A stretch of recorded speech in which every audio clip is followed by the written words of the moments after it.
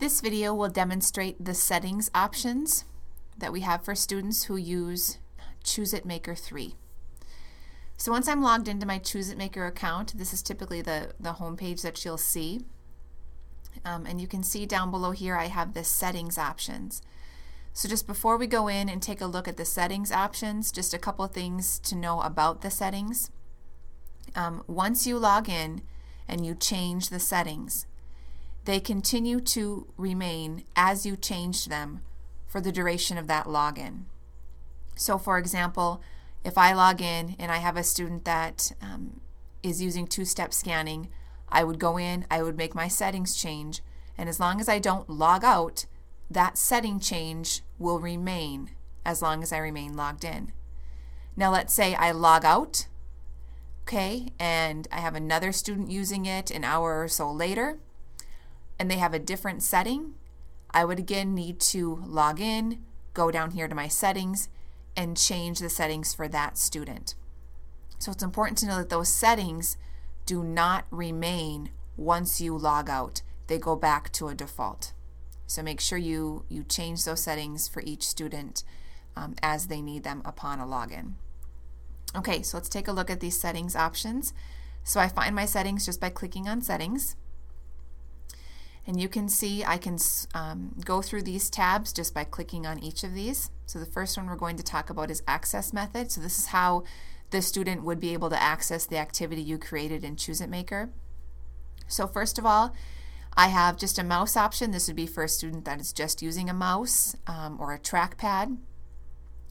Touchscreen would be for a student that you have perhaps a touchscreen computer or even a mounted touchscreen on a desktop computer. And then eye gaze, if you have a student that would perhaps be using an eye gaze to make choices.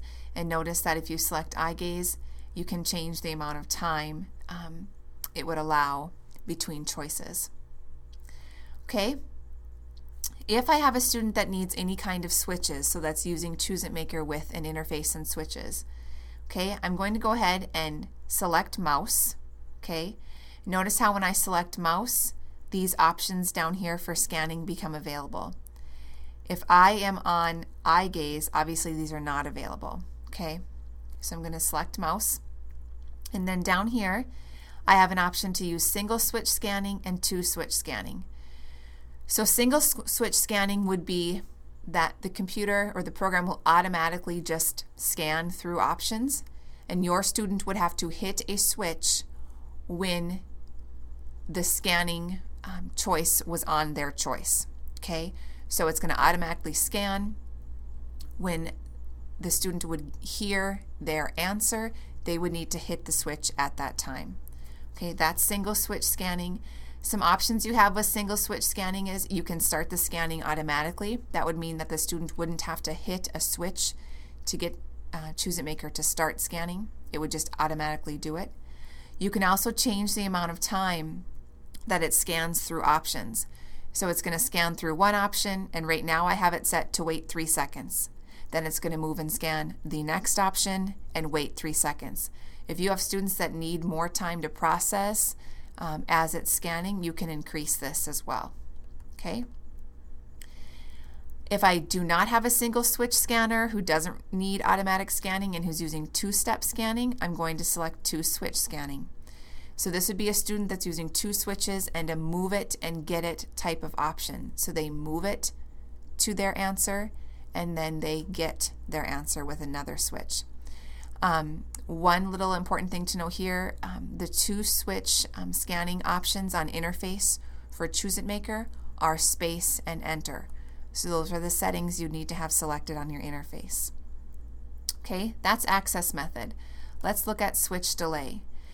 So what this is basically, it's the amount of time that a switch has to be held down before it's recognized as a press. Okay, so right now I have mine set on no delay. I can change it to have a slight delay if I would want for students. Okay, it really just depends upon your student's need, their switch needs, and sometimes their amount of time they need to process, even sometimes if tone for individuals who perhaps have cerebral palsy. These are some times where you might want to change some of these switch delay options. Okay, rewards. I can change what the rewards look like for students. I can say that I don't want to have sound, I don't want animations, that would be like stars or whatever design they have moving across the screen. And I can also change the amount of time that the rewards will play.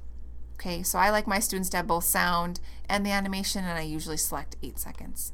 Okay, color. This would be kind of important if you have any students that have any sort of vision difficulties or any sort of vision needs that you might need to customize an activity to perhaps change the colors, change the text color, maybe have it, when it's scanning, you can have it outlined in a different color. Okay. Again, it's important to know, like I said at the beginning, if you go in and if you decide, you know what, I need the text within my activity to be all black, but I want my page background color to be yellow. See how it changed this to yellow because I know that my student just needs a little more contrast. These settings will apply, again, for the activity that you are going to go into. Once you log out, that activity, those settings that you just changed will not stay. You need to reset them again. Okay? This is where I talked about you can have different colors when scanning. Okay? So as there's automatic scanning or two-step scanning, you can change the color that it would scan as it scans through each choice. Okay? Mouse cursor here. So again, if you've got a student, again, with maybe perhaps any vision difficulties or tracking difficulties, you can change the different mouse cursor options you have. Default, big mouse, crosshair, or you can have no mouse cursor. I'm just going to select default. To get out of my settings, I just select OK. And those are the settings options within ChooseIt Maker 3.